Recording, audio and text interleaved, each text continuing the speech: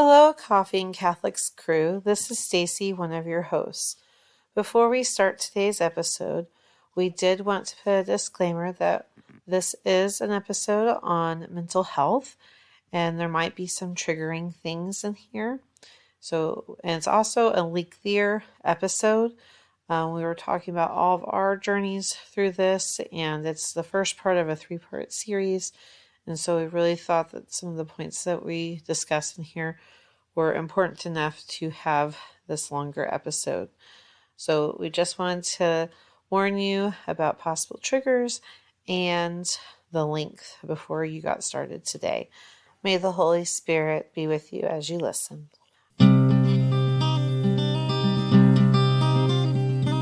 Hello and welcome to Coffee and Catholics, a Catholic women's talk show podcast. I'm Stacy, one of your hosts, and with me I have... Hi, I'm Alicia. I'm Annie. And I'm Lauren.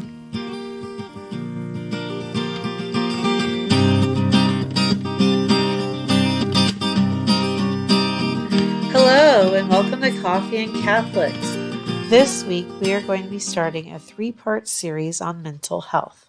And today we are going to be talking about what struggles we've personally had, just kind of talking about this in general for this episode. We also want to disclaim that we are not healthcare professionals. I'm going to actually read this quote from the National Catholic Partnership on Disability that I'm getting off of the Archdiocese of Cincinnati's website. It says, the stigma attached to mental illness forces many to hide the severity of their symptoms or those of a loved one, and many stop coming to church due to the stigma. Stigma is the single greatest barrier to people getting effective treatment. And continuing with that, this is just general information that's on the website, not part of that quote, but it says, often people suffer silently due to the stigma that is affiliated with a mental health diagnosis. Mental illness is not often addressed by the Catholic Church, but we are called by Jesus to recognize those who are suffering in our midst and to accompany them on their journey. And we really liked that little part here because that's one thing that we have continuously said on our podcast is that journeying with others. And so this is kind of the lens that we're going to be looking at that tonight. And part of how we want to do that is to just be so vulnerable with you guys, as we've always been, about our own issues with mental health. Lest you think that the people that are sitting behind this microphone don't have their own personal struggles with this as well in their histories or even presently. And so in that vein, I'll just start kind of sharing a little bit about where I've been with mental health and where I began to see struggles as I became a mother. Looking back on my history, given the long line of destruction I left in my 20s, I can see that there were issues coming up in my mental health, even in my childhood, with anxiety and with fear and with shame. Shame is a big part of that. It can trigger and make mental health far worse than it would have, or mental health struggles worse than they could have been. And I struggled with a lot of shame in my childhood. And so I see all of those markers that were setting me up for what I would begin to struggle with really acutely in my 30s. But my personal struggle with anxiety and what I now know really was probably postpartum depression that manifested as really intense rage and irritation and anxiety after this really didn't even start until my daughter was like 10 months old. I have had no issues during my pregnancies with those types of behaviors, but having educated myself, I realized that I was really experiencing the effects of postpartum depression with my daughter that continued, but didn't start until she was much older. And then also with my son. it became acute again. And that's when I really began to get some help and to try and figure out how I could mitigate that. And that was a catalyst for also a lot of spiritual growth that happened, really coming to the end of myself and realizing that this anxiety, this constant sense of urgency that something was going to happen or something bad was going to happen. I used to have a lot of very intrusive thoughts. And even in the last year, those have come back, which I've had to struggle with this year, a lot of intrusive thoughts. And what I mean by that, I know we hear these buzzwords all the time, right? Well, what does that mean, intrusive thoughts? Well, it really depends on your brain. When the random thoughts that you have about destruction or something happening to you or violence or someone taking your children or someone doing something to you or not having what you need to survive begin to disrupt your daily life, that's when we have a problem. I'd be driving on the road, and I still have this to this day. This happens to me sometimes. And this is not easy to talk about. It's not something that I would just talk about over lunch with a friend, because there is a stigma about people who have thoughts that come out of nowhere that are weird or devastating, or even in some cases perverse. That has not been my experience, but I have friends who have had these random thoughts come into their head that are of vile nature. Mine have always been that there would be violence done to me. I will be driving down a street and I will see our car flip and get into an accident, and it will be very vivid. There will be blood, there will be glass flying, it will be hitting people's faces. I will see it in my mind, the entire thing play out, and I cannot stop that tape until it's done. And it's a really horrible feeling to have thoughts like that coming into your mind. Or I'll have, I read a book last year where one of her experiences was exactly the experience that I had, and it really chilled me and just kind of left me sort of in a weird place emotionally. She would talk about how she would imagine dropping her baby out of windows on accident. She'd trip and fall. And I literally, every single time we go up an incline or around a corner, I envision the car going off the cliff, or I envision myself tripping if I walk up with my kids. So these are the things that I was struggling with as a baby, seeing them die because of something I did. In my brain, I would see these horrible visions, and I'm hoping this isn't triggering anybody. If it is, I'm very sorry. Maybe just fast forward a little.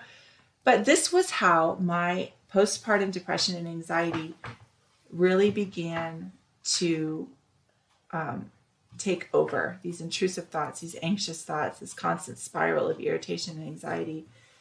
And I did have to seek help with that to get that to stop. And a lot of it was helped by other things. But I think it's super, super important that we realize that this is happening to way more people than the statistics are saying it's happening to.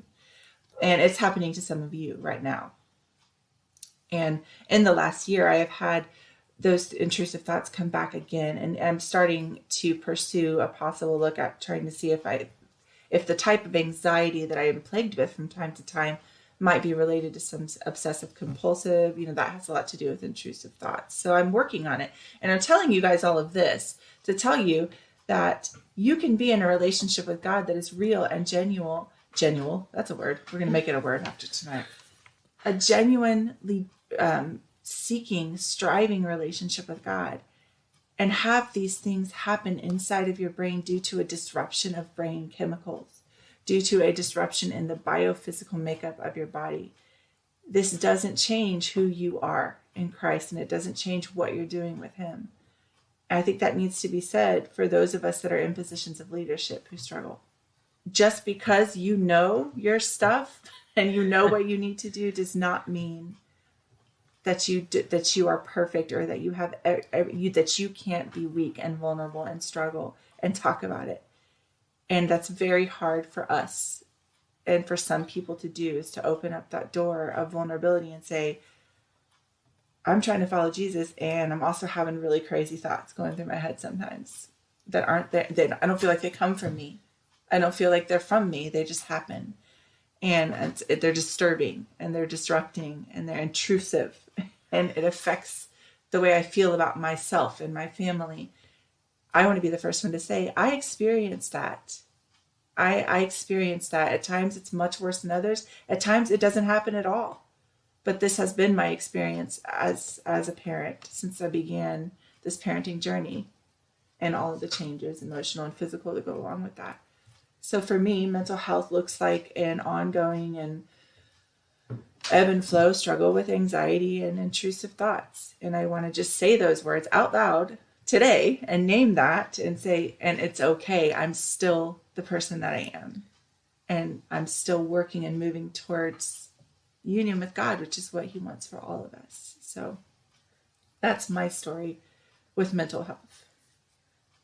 Well, and I think it's interesting you talked about the car, because that's like always like been my thing. Like I'm going to go off the cliff, but it's always, water's always involved. I'm going to be like stuck in the car and not be able to break the window to get out from the river or whatever I fall into. But it's always like over the bridge and into the water. Yeah, bridges are still really hard for me. Overpasses. So I don't have the vivid thoughts on it, but very I detailed. But I definitely have those thoughts of like, if I were in an accident, would anybody care? That's that's how it affects me, like those sort of things. Yeah. Well, and then, I have some things that you talked about, Lauren, throughout my life, and even before as a mom. Like the car thing has always been just a thing. Like I'm going to go off a bridge and the water is involved. It doesn't matter. But water scary. Yeah, just like, I fear bodies of water too. So. Yeah, but then like there was a time in my life where impulse control was an issue, and a lot of people don't know that addiction ends up being part of mental health too, because my life is doing this or my life is doing that, and this is what ended up going for. In my case, anyways, it was dopamine's like searching, and this gave me the most dopamine at the time, and I just continued doing those things, and then but it doesn't last forever. And then so you have to like increase whatever it was. And so addiction can play into mental health also. I'm really grateful that I had some friends in my life that helped me break that cycle, whether they know they helped me break it or not. But it was some of the things that they said or did that made me decide to like, oh, this is not healthy. But I think sometimes when we see, family members or things like that have addiction issues, a lot of times we can get kind of upset with that, but we forget sometimes that it is sometimes it's linked almost to mental, always related to mental health. Mental health, right? Almost always, those intrinsically linked. And addiction can be anything from smoking, chain smoking, all the way to drugs or pornography. Yeah. That seems to be the big one that's coming up a lot. Well, for me, mental illness has been a big part of my upbringing in a way, and growing up. Like, I'm not going to go into all my family's history. That's not my story to tell. But whether diagnosed or not, like I know that I've been directly impacted by anxiety, bipolar, borderline personality, addiction, narcissism, schizophrenia, PTSD, ADHD, dementia, all these different things. And it was, in my family, it seemed to be that mental illness, really, there was that stigma, for sure. And because of that, my dad did not get the help that he needed.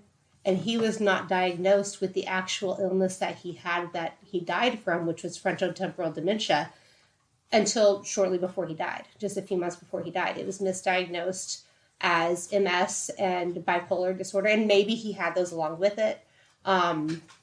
But because he was so against getting help for those things that he had going on, he didn't get himself like seen. He didn't go and get any help. And so we had, between him and then other members of my family, like there was a lot of that, well, you can do it on your own. And I was always, I was told that in my family, I was the quote unquote normal one. And it's a heavy burden. It is middle child. It's lovely. Yes. Same club. You're the good one. And so, I did, one of those people who does kind of walk on the straight and narrow for the most part, you know. Just this last year, I finally was like, I need to get some things addressed. I've noticed, like, for years, I've joked that I have cleaning ADHD. And my husband's like, yeah, you think? And then it's slowly been my realization that it's not just with cleaning, it's with everything. And seeing that, like, that is something that's been affecting me for my entire life.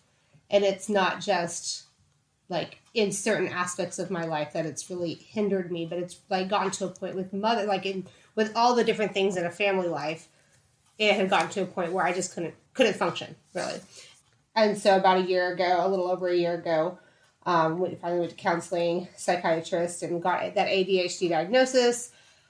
A lot of that for me is kind of like with Lauren, not with postpartum depression, but it really showed up within the pregnancy, especially with my fourth, and then now with my fifth, a lot of issues with that. But a friend of mine pointed out when I was a crazy kid when I was really little, and I've mentioned things on the podcast before about when I kicked a nun and stuff like that. And my mom always said, well, in second grade, you straightened out. Well, if this friend of mine pointed out, she's like, it probably was in second grade, your ADHD internalized. And like looking back, I'm like, oh, yeah, that makes a lot of sense, because when you think, you know, especially with girls with ADHD, it's a lot of times it's not seen as that hyperactivity, doing all the things, like, you know, having as much trouble in school. I never had problems with academics. That wasn't an issue for me. I wasn't, you know, I was the kid who was staying inside reading. I wasn't out running around needing all the energy, except for, you know, before second grade. But everything was in my mind. I very perfectionist, like very much. I joke that I was a procrastinating perfectionist, because I would wait until the last minute to do things, and then hyper focus on one little thing until it was perfect, and then I could go on. And as I learned about ADHD more with my oldest, more and more, even though he is, you know, a male, and so it presents itself in a different way for him. And it can be, you know, male and female, like they can both present themselves in these, like, it's just typically with females, it's different. But for me, like, the more I learn about it and the more I'm reading things to learn about him, I'm like, oh, this is what is going on in my brain. And so for me, I've been able to, like, I've tried some different supplements, but for me, like, actually have some prescription medication, finding a good cocktail, I guess, that works for me, was what has helped. And it's so, like, with pregnancy, it's like turned it upside down again and had to rework things. And then I've had the added, like, hormonal aspect of it. And it was just 2 weeks ago, I admitted to my husband that I was pretty sure I was depressed. Mm-hmm. And I had, like, every time I went into my doctor, it was like asking the question of, you know, we have, like, a certain number of questions you answer about, like, the mental health check. And it was like, one of the questions is, do you enjoy the things that you used to do? Like, do you still enjoy it? And I'm like, I mean, I guess, but I don't really do a whole lot. So I wasn't really thinking about it. But then after and then all the questions, she was like, you have a lot of markers here of these different things. So I was like, yeah, but they're all pregnancy things. And so, but it wasn't until after and I was having just several days of just the type of depression where you really think it's depression, like it's sadness, but I wasn't recognizing it as that, crying all the time. I was like, oh, I'm just hormonal. But just everything was awful in my brain. But I was thinking about it. I'm like, you know, it's not that I'm not enjoying the things I used to do the same way. It's that I can't do anything. Like, I never enjoyed cooking and cleaning much. Like, I do it, but it's never been something I really enjoy. But I'm at a point where I dread it. Like, I just I can't get myself to do these things, even though the things that I was fine with doing before. And so that sort of thing was like, you know, I think I'm actually in a state of depression now. And so I was able to, since I went on medication for that, and I'm starting back with counseling again, hopefully. working on that. It's not easy to get in. You know, that's another issue. This layered issue of treatment and stuff. Yeah. And insurance covering costs. And, Yeah. But it's really been night and day for me, like, and since recognizing it was big for me, and admitting it to my husband, and him working with me and saying, like, on certain days when I'm like, I can't do it today. I need you to take that extra for me. And he's doing the same, like, he has days that he has the same thing, and being able to communicate that. And thankfully I have that. I know not everybody does. But yeah, so that's been my current experience and a little bit of past, but it's definitely taken me a while to get here, just because of there's always been that you are you're the normal one, the middle one, the one who's, strong, like, who gets by. Like, I didn't do any kind of counseling after my dad died. Like, I was okay with I went through the grief. I never addressed that until really this last year. Some of the things that I never really talked about before until I went into counseling and other things within my family. And it's hard because, like, especially if you don't have that support system, or you're afraid, like, it took me a long time to admit, like, I do need to take these steps. And I didn't want to, it was forced almost, because it was like, well, I'm okay enough. That's the thing. Yeah. I'd love to talk more about that. Like, I think that's something we need to really talk about as mothers. I think this is a huge spectrum. I think most of us just assume that the not okay that we're feeling is just part of being a mom or a busy wife or whatever it is that you're doing, or a busy woman. You just assume that, well, this is just how it is. I'm okay enough. Is dangerous sometimes. And maybe not always, because, like I said, I think this is a spectrum.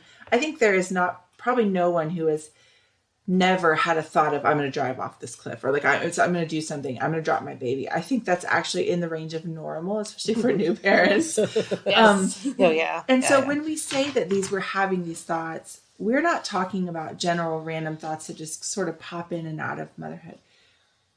When it becomes a problem is when these thoughts become pervasive and they keep you from enjoying the things that you did before. For me, like, when you said I'm okay enough, that is such like a marker, because we really will push ourselves beyond the point of breaking for the sake of our families and our kids. And then that can lead to a place where you break and it's not easy to fix. Yeah. And so when we say it's a spectrum, we're not trying to like create this thing where if you've ever had an intrusive thought, or you've ever thought it's something depressive, that you're depressed and you need to go get help.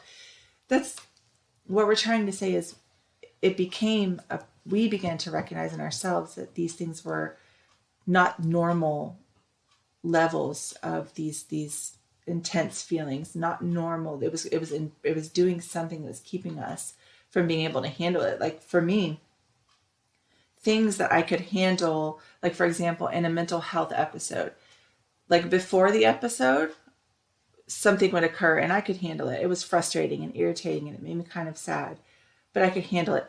Inside of the episode, or whatever, the spiral, it literally breaks you in two and you can't move past it. Or you, like you're saying, you can't do that thing. Like, you literally cannot make yourself deal with the situation. You can't get over how it makes you feel. It turns over and over in your head. These are signs that it may be time to look at some sort of management. If every day is a dread for you because of this one situation in your life, you may be dealing with a mental health situation. If a while ago you were okay with that, and all of a sudden you can't push through.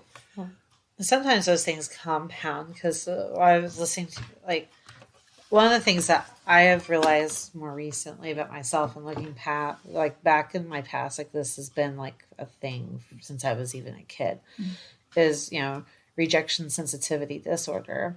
Like, if my friends like did something together but didn't include me, oh, they must hate me. I must have done something wrong. What did I do wrong? What did I do? And usually it was nothing. They just were playing together, but I would have internalized it. Or, my dad would go somewhere and he didn't ask me to go, and I was hurt. And my mom would say something to him, and then he'd ask me, and then I would refuse to go because now he should have asked me before. And then I felt bad still because I didn't go, and I was sad. And then I was like, oh, I should have gone. And then that would work over in my head over and over and over again. Why didn't I go? Was I stubborn? Why didn't I just do this thing? But then yeah. So later on in life, though, as an adult, it manifested in a work situation where a coworker had only heard part of a conversation that I and several other teachers were having with the principal. And it was about schedules. And this person took back what she heard to other teachers. Now, what she didn't know is that I and several of the other teachers are actually fighting very hard for their plan time. But all she heard was the part about their plan time getting shortened. And she didn't wait around for us to say, oh, we don't really want to shorten their plan time. Is there some way we can work around this? But she didn't stay for that. But it didn't matter at that point because it had already gone through. And I was bullied along with another teacher that was in that meeting for the whole rest of the school year. So much so I cried in the shower every morning and didn't want to go. I love teaching, guys. Ever since I decided to become an educator, like I even have a quote somewhere in my house where it says, vocation or teaching is as sacred as of a vocation as the priesthood. And it goes through how it's a calling that, God calls you to. I did not want to go. I was sobbing every morning in the shower because I didn't want to face these people. And it was really hard. It was a whole year of it was hell. I felt like I was living hell. And then the next school year started and we had a new principal and I was like, well, maybe things will be a little bit better. And, but I was also pregnant that year and had missed part of the year and came back and there were some weird things. And I just kind of felt the same thing again. And so I ended up quitting that job, a job I loved. I had that job it was probably my longest job I've had. And then we were thinking about homeschooling, but then I was asked to teach at another school. And I went there and things were going great. And I was loving my position and I was loving my students and I was loving it. Well, a student misinterpreted something that was said, it wasn't even by me, it was by somebody else, another adult in the room, but went home and said, my teacher said to their parents. And those parents went to the people, my superiors, but I didn't even know for months. But these people were talking about it the whole time. And then people started treating me differently, or so I thought. But what that did is it triggered all that PTSD from my bullying back at my previous school. And I ended up leaving that job. And I actually ended up leaving that parish. I am quite honest because it affected my church life too. Mm-hmm. But looking back, it's this whole it's a pattern of I can't deal with people not being happy with me or lying about me behind my back. But it's been something that I've been dealing with since I was a kid. But it's compounded as I've gotten older because it's not something that I really knew what was happening until nowadays there's still the stigma, but I feel like the stigma is slowly being chipped away at. Yeah. And so people are talking a little bit more about these things. And I was like, oh, I didn't even know that was a thing. I just thought I was weird and just thought that everybody was mad at me all the time. And I've had people tell me too that they were upset with me, which I actually prefer. If you're mad at me or if I did something that upset you, please just tell me, because then I don't have to sit there and obsess why is this person not talking to me or what did I do? Because half the time I probably didn't even know I did it, to be quite honest. And so it's been kind of interesting to see that because I had never even heard of rejection sensitivity disorder until the last couple of years. And I'm like, oh, it's all of a sudden oh, okay. And so for you, it was a big burden lifted off my shoulders I hadn't heard of it either. I just looked up and it's linked very much to ADHD because I was like, oh, this sounds familiar. I know. Yeah. So these particular situations for someone else who does not have this disorder would have been uncomfortable, would have been annoying. but it took you down to the bones. Yeah. In your spirit because of what that was. And I think that's really important, is that we really need to take a look at what are these things that are undoing us. Why is this so difficult for me? There may be something behind that. Yeah, because that was the worst case scenario for someone with that disorder, for those things to happen twice. Well, and when I was younger, like those were those things that, like you were saying, like I could work through, like, eventually I get over them and just move on or whatever. I mean, they still bothered me and I worked them over my head, but not to the point where, to a breaking point. But that breaking point I did happen to happen after I'd had postpartum depression with the pregnancy before the one I was having during that time. So I think that's also important that sometimes other mental health things can make mental health things that you're already dealing with that maybe you were able to cope with, or you had your own, ways to get around it. We have these survival tactics that we come up with. Coping skills. Suddenly they stop working. Yeah. Because we have other things that are interfering, and you get overwhelmed and then you can't do it anymore. And so I think most people, if not everybody, has dealt with mental health issues, and I'm definitely one of those people, obviously, then.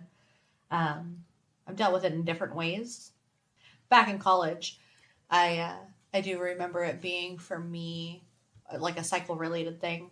Like every time I would, get near my cycle, I would get extremely, just irrationally emotional about everything, and I would really doubt myself all the time, and I would get really, really depressed. And at that time, I was also very, very introverted, much more introverted than I am now.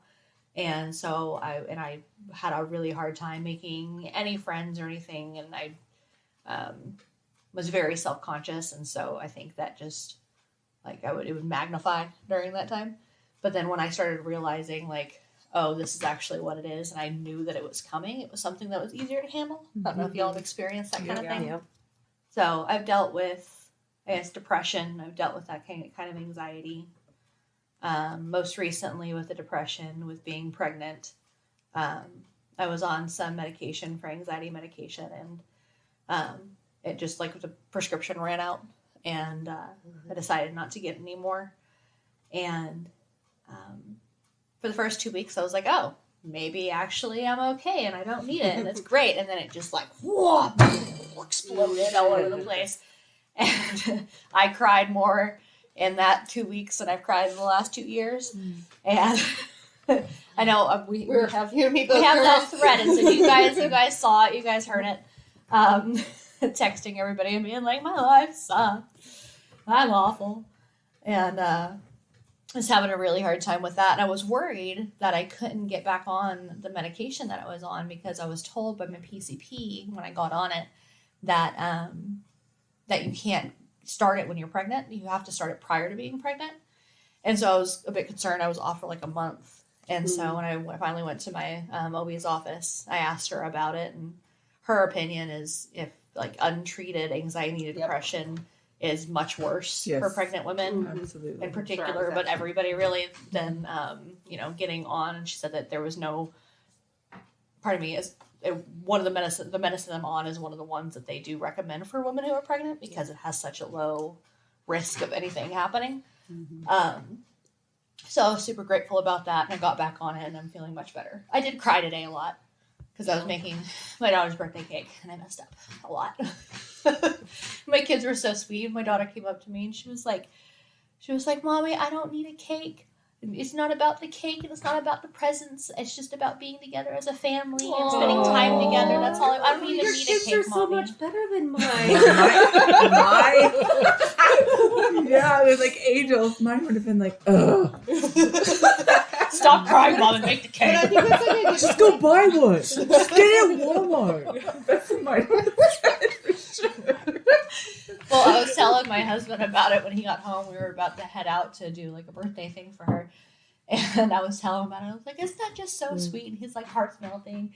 And my oldest son walks in and he's like, what are you guys talking about? And I was like, oh, I was just telling Dad about how sweet and helpful you guys are and all of that. He goes, oh, are we going to leave now? Because it's taking forever.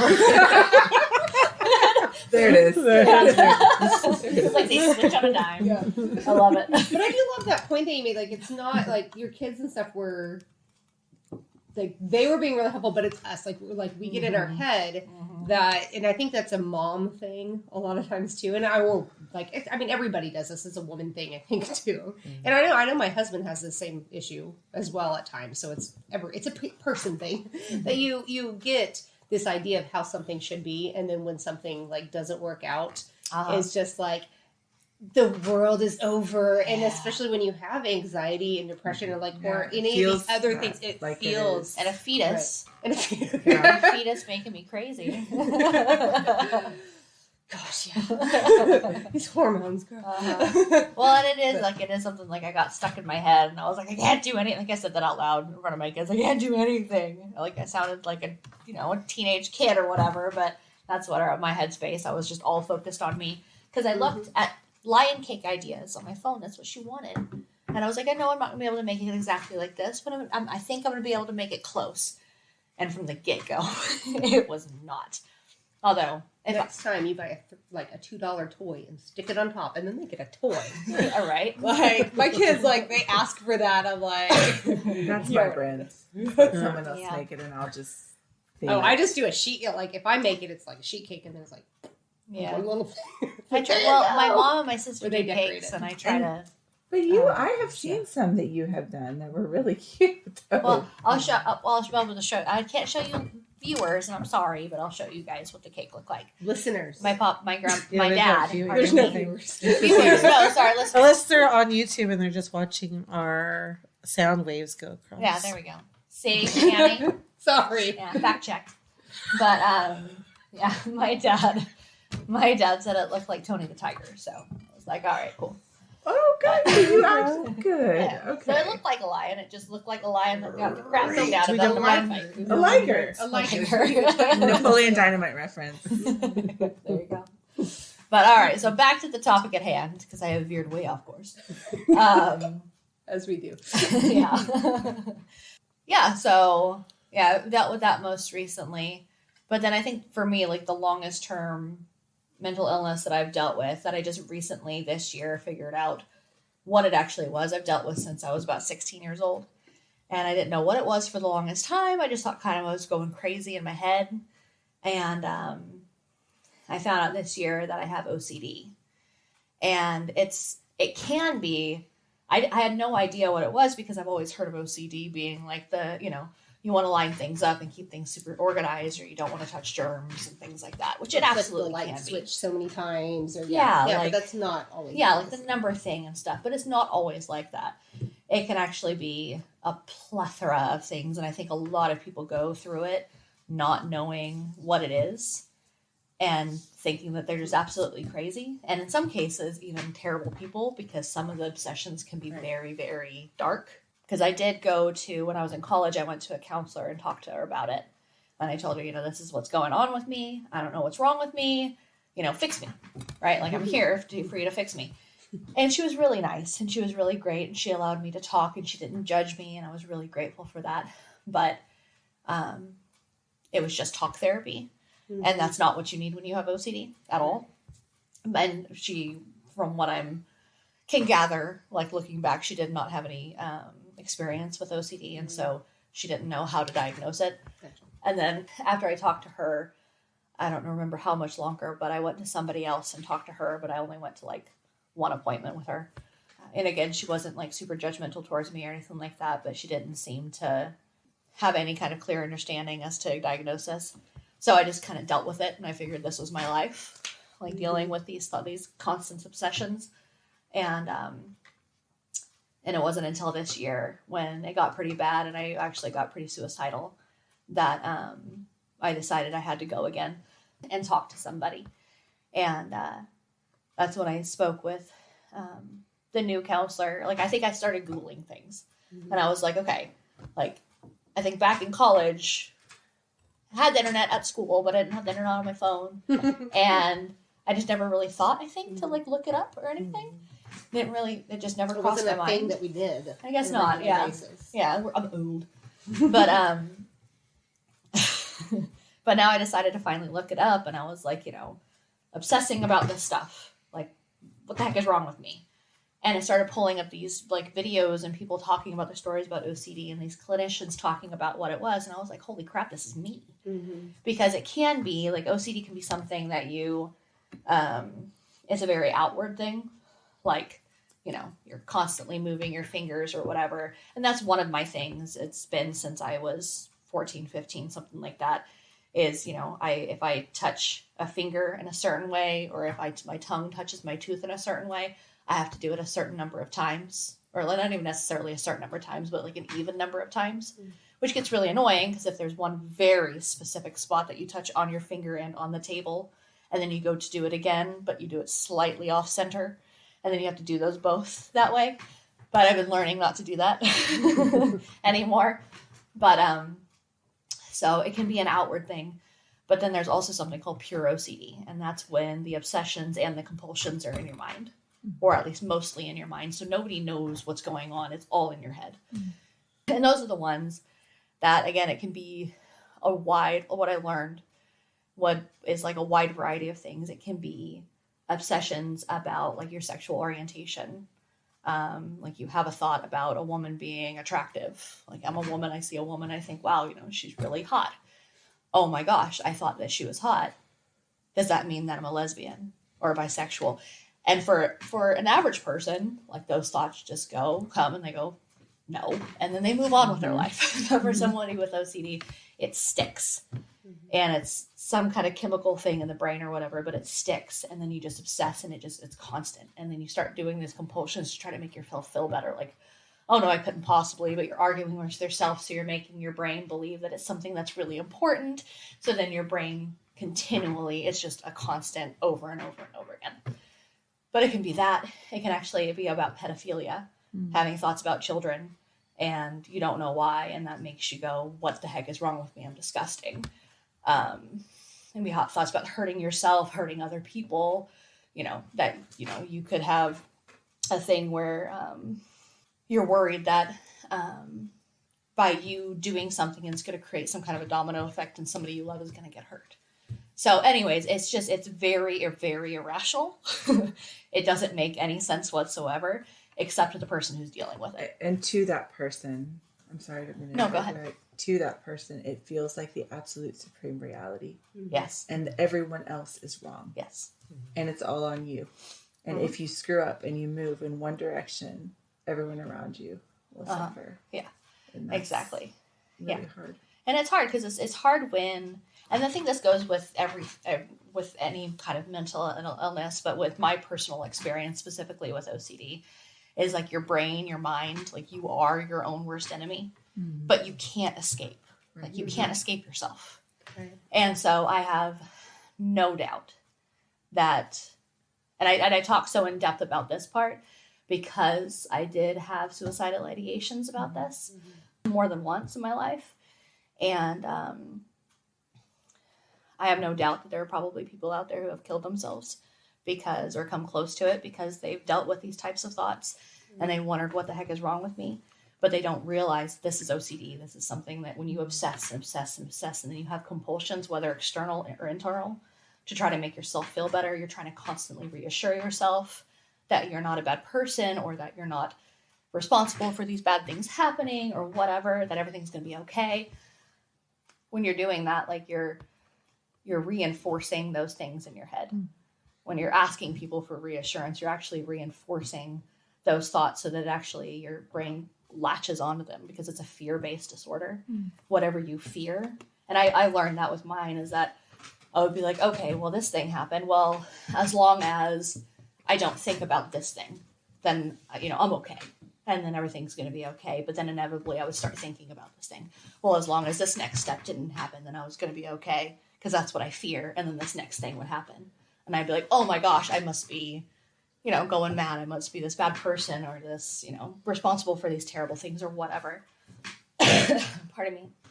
And so I say all this to say that if anybody out there is dealing with this type of thing where you have a constant, this obsession that you're dealing with throughout the day and it's interfering with your life and it's things that go against your moral code or just things that, again, are like those obsessions and stuff that are interfering, again, with your daily life, then, looking into a clinician who deals specifically with OCD is a game changer. You mentioned that you had gone to somebody who was like the wrong kind of therapist or something. So was there a specific, like I know you said a clinician that specifically deals with OCD. Is there something for somebody to be looking for in particular to find that? Really just Googling and finding somebody, just looking for clinicians and then looking up, like I found online, people's, I don't know if you call them like a biography or whatever, detailing like what type of therapy that they are experienced in. So dealing with, family therapy or, whatever. Right. Because cognitive behavioral therapy is one of the things that's important for OCD. New and then patterns, sometimes new rhythms. Learning how to disrupt that in the brain. Disrupting the thought. Yeah, because all the things that you think will help OCD and that you try actually make it far worse. So it's not the normal things that you would normally. That was just do. what was recommended for me. That's why I was wondering like what specific is. Okay. Somebody just told me like with my ADHD and the other things that I go through, she was like, you need to see somebody who specializes in CBT. I couldn't remember what it was called because who I saw had been saying she did more the talk therapy, which was great for the time being. But I need a. But yeah, so yeah, it's those are really the main things that I've ever dealt with. I've definitely dealt with also postpartum, and I think that's part of the reason why I cried so much in the last 2 weeks prior to now, is because I think with every pregnancy, my postpartum starts a bit earlier. And so got back on the medicine and, feeling actually pretty good now. I don't cry nearly as much. And that's my thing is I hate it. At the same time, I hate it. I'm so grateful for it, but I hate that I have to be on medicine. Because in my mind, I still have that stigma attached to it. I want to do this by myself. But I think God's because I was talking to somebody about this and I was like, I know that I want to rely on God. I know that I want Him to be my medicine. So, when is it appropriate? I don't understand when it's appropriate to have Him as your main lean-to. I don't know if that's the right term. It's a random term. But, the main one that you lean on versus, going on medicine. Because it seems like that's, putting medicine above God or, you know what I mean? You're leaning on that. That's where a lot of people are, and I think that's something we got to talk about. Mm-hmm. Well, I think we've talked about in previous podcasts that God puts people in our life to help us. He works through them. So, if you're going to look for a counselor or somebody who is going to prescribe you medication, that could be God's way of saying, here's some way that can help you. So, to look at it from a perspective of the way the body is functioning and malfunctioning is usually a series of interruptions of chemicals and hormones, almost everything related to that. So if I were on antibiotics, for pneumonia, it's not that I'm not relying on God to heal me. I'm just using the chemicals that will right the ship so that I can feel at my optimum to be able to handle things. Well, and I learned recently too, in that discussion, I learned recently that for me, it's a humility thing because my pride tells me I need to be able to do this without medication. I need to be able to handle this without it. And, I need to lean on God, right? That I'm not doing good enough, for it. But I think in a way, it's a way of God being you know what, no, you can't do it by yourself. And yes, I'm here for you, but I'm actually working in a natural means here. You guys are talking about, because I've seen other people. It's been surprising how much recently I've seen, on some of the Facebook groups I've been in, women saying, I'm dealing with OCD, or I'm dealing with these intrusive thoughts. I don't know how to deal with this. Somebody help me. And I'm like, oh, I have experience in this. And so I just say, find a therapist, that's number one, and kind of just a general, I don't want to tell them everything because I'm I'm not your counselor. You need to do this, but here's kind of general what I know to be true about it. And I did that on one post and a woman responded and she said that she thought it was basically shame on all of the people who were responding telling her to like seek therapy, maybe get medicine if she needs it or whatever, because we were leaving out God. That all she needed to do was pray, and she would basically be able to pray the intrusive thoughts away. And I was like, okay. You've clearly never dealt with OCD. Yeah. Well, and I saw it, and I was like, and I responded to her, and I was like, you were absolutely right, bring God into it. I didn't say that, and you were absolutely right. God should be a part of this. But I prayed for years for God to take this away. I begged and begged him, and I did not understand why he wouldn't take it away from me. Mm-hmm. And I suffered so much with it. And so, and then I got into counseling, and I found out about what OCD is, and I found out about cognitive behavioral therapy, and I found out about the medication that can help me. And like, God works through natural means a lot of the time. Grace builds on nature. Builds on nature. Yeah, like we are natural people. Like we're people who are born into a physical world. Beings. Yeah. Yeah, and so I think most of the time, he uses natural means to help us. And so I was like, everybody who's responding here that has any experience with this are responding in this way because they've personally dealt with it, and they've probably tried and tried and tried to pray it away and begged and begged and begged. And God, for whatever reason, didn't take it away. But I think that's also a lesson in learning how to trust God when he doesn't answer your prayer the way that you want him to. When you're suffering and you don't understand why, and he's still not doing what you want him to do in the way that you want him to do it.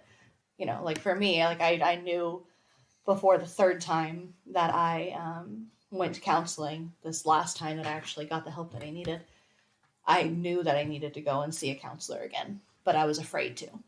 Like it didn't help before, and I'm afraid of X, Y, and Z when I talk to this person.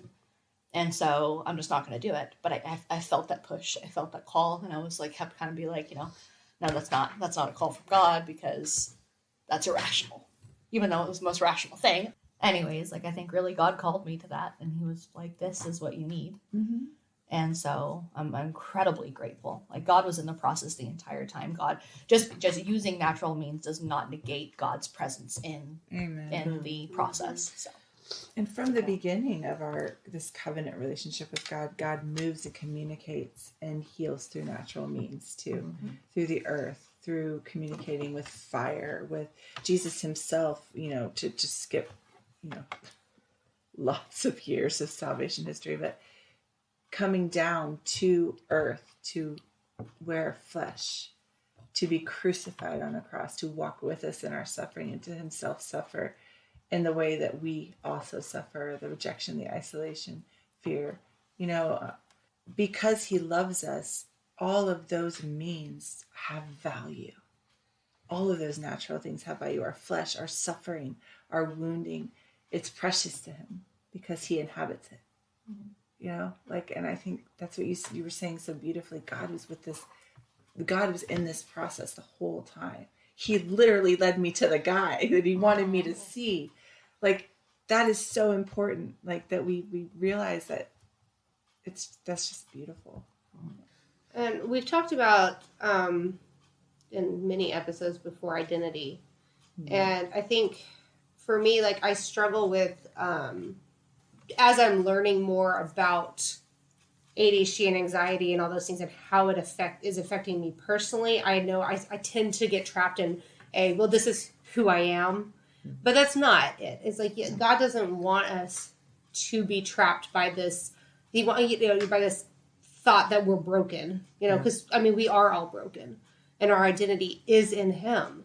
But that doesn't mean that being, that my ADHD stuff, it means I need to be fixed. Right. Or anything like that either. Yes, medication helps me to focus better, to handle my anxiety, and to handle, for me, a lot of it is the emotional dysregulation, which therapy really helps me more with, and breaks from my children help me more with it. But seeing that, like, trying to view that this is not who I am. Mm-hmm. Like, it is part of who I am, but it's not who I am. It is a part of God's work in you too. I think it's important that we say that out loud, that you are not broken. This is a part of the story that God is telling, in his love, in the way that he's reaching out and loving you personally and individually.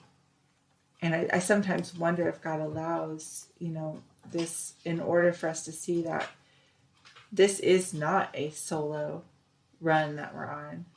We need each other, and we need to help each other, and we need to let him heal us too. And let's talk about that, because let's talk about the spiritual aspect of this. Okay. So one thing that people come up, it could vary. If you could be depressed, and it could have a spiritual root. It very much could be spiritual in nature. It could be desolation, or even in a worst case scenario, much more rarely, oppression from the enemy or spiritual warfare. That is a thing that can happen. And so if it's feeling spiritual in nature, or it's linked spiritually to things that are going on in your life spiritually, that's something to explore. But I think that people who are very devout and in deep relationships with God will immediately assume that some of this dysregulation and some of these things are spiritual in nature, and that is backwards. If this is going on and interrupting your life and interfering with your daily tasks, the first step is to make sure it's not physical in nature with your brain or with your, with your chemicals and your hormones inside of you. It can be very dangerous to try and pray your way out of depression. It can be very disintegrating to feel so deeply depressed and still be in deep prayer, if those two things are not really related. Do y'all understand what I'm saying? It can be the enemy can even use that to make you more depressed. Well, you're just not praying hard enough, or you're not praying right, or, you're not doing it right. And that's why you're still sad. And that's why you're still having these thoughts. These are our bodies were meant to work together seamlessly, but the fall ruined that for us. And just like we get sick, and just like our bodies dysfunction sometimes, or just get kind of on the wrong loop, or, our brains can do that too. And that doesn't mean that you're defective or broken. And I just feel like that needs to be said, that this is a product of being a human being in a fallen world. And some people struggle with it more than others. But I really believe that most people at some point in their life are going to have some sort of disruption. And I think that's why we have to remove the stigma. Mm-hmm. Because this really is a human problem, and not a her problem or a she problem or people like that problem. Or right. I think it's all of us. I think we all go through this, and the more we talk about it and the more we bring it to the light and just hash our stories out together. I know just listening to you two, I'm seeing stuff and I'm like, okay, that really does make sense. That would, or some of the things that you said about, emotional dysregulation and ADHD with women. And I'm thinking of women in my life and in my family who I'm now wondering, could this be an ADHD situation? These symptoms that I'm noticing in some of the women in my family. And so this right here, what just happened between all of us and our listeners, is exactly what needs to happen. We need to pull from each other and be like, okay, I didn't think about it like that. I didn't think that it could manifest differently in girls than boys. Mm-hmm. And what should I be looking for there then? Oh, that's what I should be looking for. That makes more sense. Mm-hmm. So, and as women, I think we also, like you said, need to remember that our hormones play a big huge deal about our emotions, but also our mental health, because they can throw things out of whack every once in a while, or more often than every once especially in a while. If you and just when you think you have it in control, they change again. Especially if you're having babies every other year, every couple years, or because your cycles are trying to reboot themselves, and especially if you're around, I know I'm in kind of the stage where my body's starting. I'm not like an old lady or whatever, but my body's starting to. Yeah, well, compared to the other ones, Stacey or the grannies. But, I'm noticing signs that my body is starting to change and wind down in a different direction, than the ramped up fertility and that feeling, So I'm also noticing that with that is coming a lot more cyclical issues at different points on my cycle that I've never struggled with before. Ovulation week or post-ovulation week has now become a war zone in my mind. And I didn't connect it until just recently. I'm like, oh my gosh, Yeah. this is not normal. Any of you going through perimenopause? Yeah. Like the mental health that associated with your cycle is a real thing. Like it really is. Like, because I remember talking to you guys about last year. Like, it took me forever to realize that 2 days before my cycle, I am nuts. Like I go off on my kids. And the thing is, I think it's important for us to remember too, as Catholics, because we go in with these habitual sins to confession, and sometimes mine are a lot about getting upset with my family. But when I look at it, sometimes a lot of that getting upset, it happens within my those times, which is a mental health issue. So we still need to take those to confession because we did, it happen. Mm-hmm. But I think we also need to, give ourselves a little bit of grace, because when we sit there and go, oh, here I go, going back to Father with the same thing over and over and over again, because you're dealing with stuff. And we have to remember that, yes, now that we know this, what are we going to do to help it? But sometimes hormones are hormones, and they're going to do what they're going to do. And you have to, and you control yourself as an adult too. But I think it's important to realize that sometimes it's not all you. I'm trying to recognize, it's harder when things are wonky. Yeah. But when you can kind of see those and be able to say, okay, well, this is that time. I do need to take more breaks from my family. I do need to take these to prevent the sin. Yeah. And then, and I wasn't trying to say this is a past, so not but my point was when you do that, right? And then I know I got the pattern down, and then about 2 or 3 months in, it changes, and then you're like, oh, I didn't have that problem. I must have finally gotten past it. And then, it happens in the middle of your cycle instead of before. And so it's just looking for patterns. Look for those patterns. Strive to do better, but also know that it's not always you making these decisions. Awful decisions. Yes. Yeah. And I think that with anything with humans, looking for cycles is where you start. Yes. Looking for patterns with behavior, any behaviors. Yeah. Because our bodies are just that way. Yep. We're cyclical in nature. So we have sleep cycles, we have waking cycles, we have menstrual cycles, and men too. Yeah. So, anytime that there's something coming up that's bothering you, looking for those patterns and asking for feedback from your family. And then if you know that okay, I feel like I should be committed during these days of the month because the stuff that is happening inside of my head is really starting to scare me a little bit, and it's frustrating. And it's the jumps are getting way longer, and the darkness is getting way deeper, and it's lasting much longer than it was before. This is when you say to your family, I'm having some struggles around my cycles, and I'm feeling like I'm really taking it out on you guys. Mm-hmm. If I tell you that, can we talk about when this might be occurring for me? And if I tell you that I'm just having that kind of a day, what could we do to mitigate some things for mom? What could we do? Or the husband can step in here too. And, if you know that that's coming, maybe giving him a warning. Yeah.